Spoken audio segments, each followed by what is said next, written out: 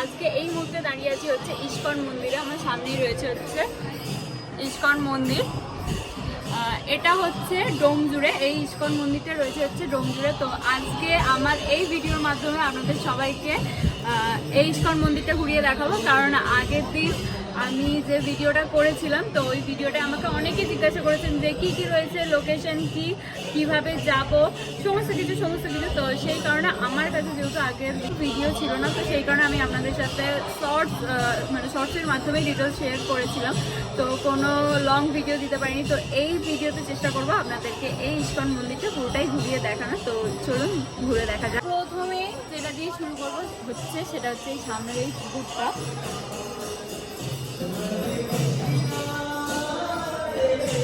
অনেক ছোটবেলায় এখানে আগেও এসেছিলাম, 2-3 বার এসেছিলাম। তো তখন এই পুকুরটা অনেকটাই বড় ছিল। আর এখানে পুরো বোটগুলো রয়েছে, যেটা এখন দেখতে চলছে না, পুকুরটা অনেকটা ছোট হয়ে গেছে। তো তখন এখানে এই বোটগুলো চলতো, বোট রাইডিংও মনে একবার করেছিলাম।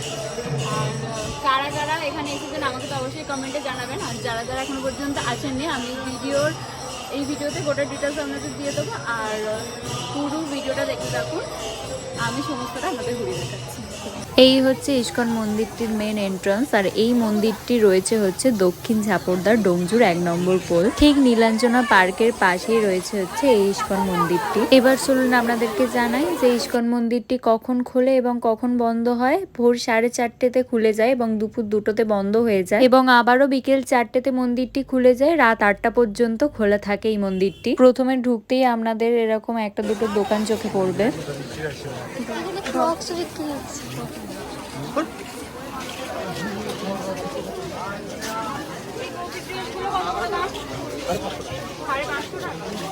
এমনি একটা রেডি টু ওয়্যার পাওয়া যায় না, ব্লাউজ সহ করা থাকে, ওগুলো নেই।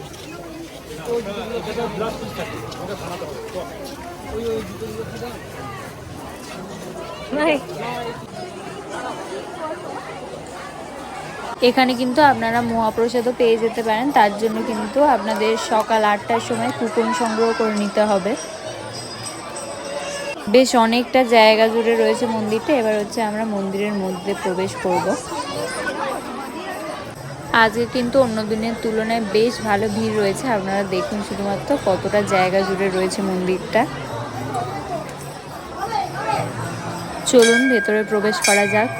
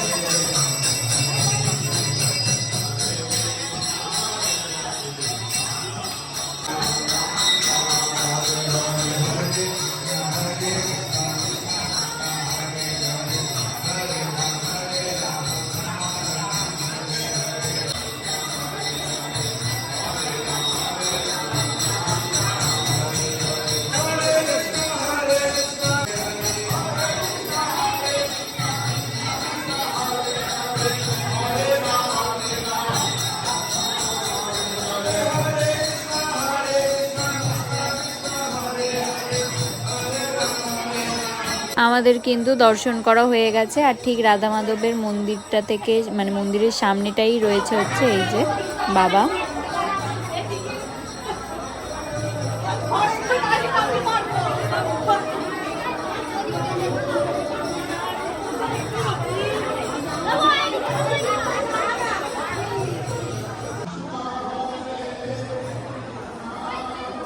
ছোটবেলায় যখন একবার এসেছিলাম তখন কিন্তু এই বোটগুলো চলতো, এগুলো কিন্তু চেপেছিলাম। ছোটবেলায় যখন এখানে এসেছিলাম অনেক বছর আগে, তখন কিন্তু এই হয়েছে ওটা অনেকটা বড় ছিল, আর বোটগুলো কিন্তু চলতো তখন, এখন বন্ধ হয়ে গেছে সব। এগুলো কিন্তু সবটাই নতুন হয়েছে। এই যে এদিকে ওদিকে অনেকটা জায়গা রয়েছে,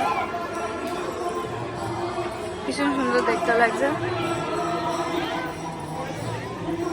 আর যে কোনো অনুষ্ঠানে কিন্তু এখানে বিশাল বড় করে পালন করা হয়। আজকে যেমন অন্য দিনের তুলনায় বিশাল ভিড় রয়েছে।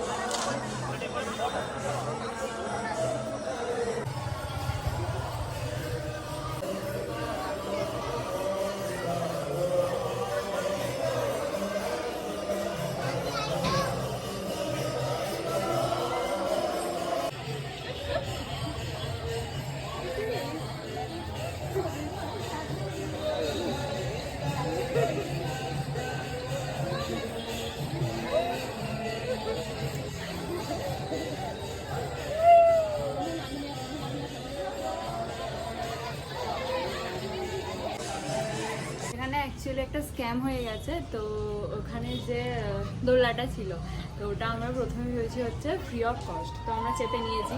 যখন চাপছি তখন দেখলাম যে ওখানে নাকি টাকা নেবে। মানে আমরা দুজনে পুরো বাচ্চাদের মতো একটা স্ক্যাম করে ফেলেছি। আগে জিজ্ঞাসা করে উঠিনি, সবাই বাচ্চারা চাপছে, আমরা ভেবেছি এমনি হয়তো চাপাচ্ছে, তো উঠে পড়েছি চাপছি, তখন দেখছি টাকা দিতে হবে। দোকানের পাশটা দিয়ে সোজা চলে যেতে হবে, তারপরে রয়েছে হচ্ছে ওয়াশরুম। এই যে এখান দিয়ে সোজা চলে গেলে পরপর ওয়াশরুম রয়েছে। এবার আপনাদের বলছি কিভাবে আসতে হবে। এই মন্দির, আর এই হচ্ছে একদম সোজা রাস্তা। এই হচ্ছে সোজা রাস্তা, যেটা হচ্ছে একদম মেন রোডে উঠছে। নীলাঞ্জনা পার্কের পাশেই হচ্ছে ইস্কন মন্দিরটা। আগে নীলাঞ্জনা পার্ক করবে, এই হচ্ছে পার্ক, এখানেও চাইলে ঘুরে দেখতে পারেন। আর এই সোজা রাস্তাটা উঠে যাচ্ছে হচ্ছে মেন রোডে। এই সোজা রাস্তাটা ধরে আসতে হবে। এই যে এটা হচ্ছে মেন রোড।